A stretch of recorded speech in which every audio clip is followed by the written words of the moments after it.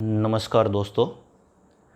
एक किसान अपने खेत में खेती का काम कर रहा है और वो चीखने की आवाज़ उसे सुनाई देती है एक छोटे बच्चे की।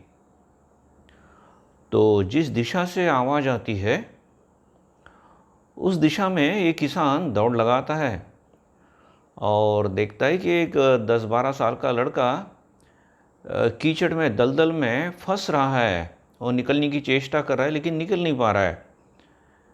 तो किसान उसे बचाता है, उसे बाहर निकलता है। शायद अपने खेत में जाके पानी वगैरह डाल के उसको साफ करता है और वो लड़का फिर चला जाता है। और इसके कुछ ही घंटों में किसान के घर पर, माने उस खेत में ही उसका छोटा सा घर रहता है। तो वहाँ एक बहुत बड़ी घोड़ा गाड़ी आती है। अब उस घोड़ा गाड़ी से ही समझ में आ जाता है कि ये कोई बहुत श्रीमंत व्यक्ति है। आप बोलेंगे स्वामी जी घोड़ा गाड़ी से कैसे समझ में आ जाएगा? अरे अभी कार से भी तो हम समझ में आते हैं ना।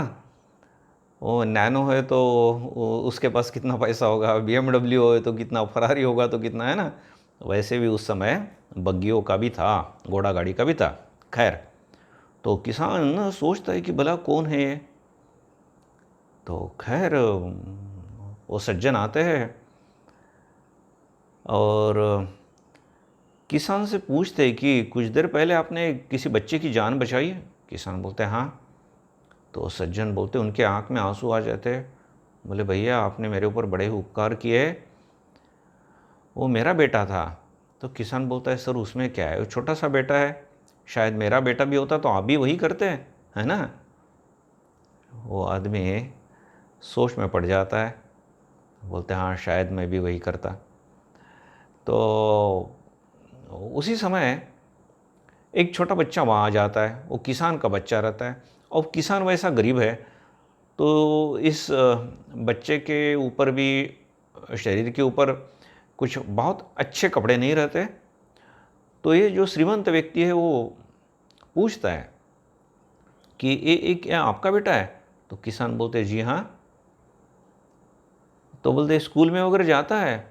बोले हम नहीं पढ़ा पाते इसको, या बहुत ही छोटी सी स्कूल में जाता है, समथिंग लाइक दैट।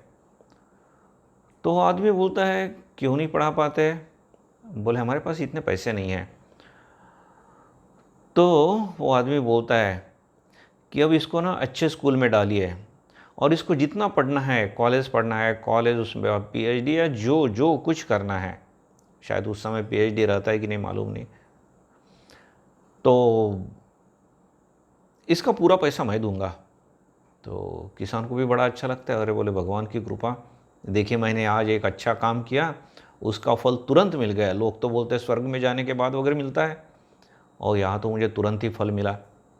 हाँ दोस्तों, कुछ फल ना हमें तुरंत मिलते हैं, कुछ 1 महीने के बाद, कुछ 1 साल के बाद, कुछ कुछ जन्मों के बाद मिलते हैं। खैर,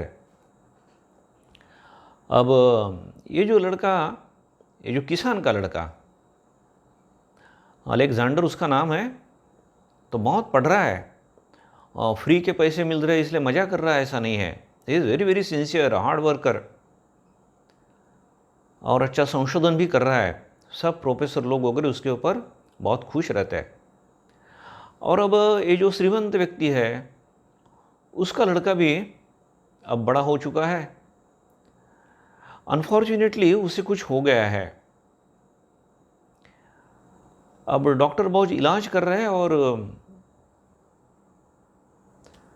उसका कुछ फ़ायदा नहीं हो रहा है। किसी एक विशिष्ट दवाई की उन्हें ज़रूरत है, जिस दवाई की खोज अभी तक नहीं हुई है। और इस श्रीमंत व्यक्ति के कान पर वो खबर आती है कि एक जगह ये दवाई, ऐसी कुछ दवाई मिल सकती है,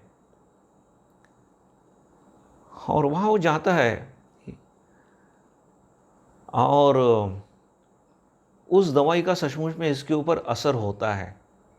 ओके, तो दवाई क्या रहती है दोस्तों? एंटीबायोटिक।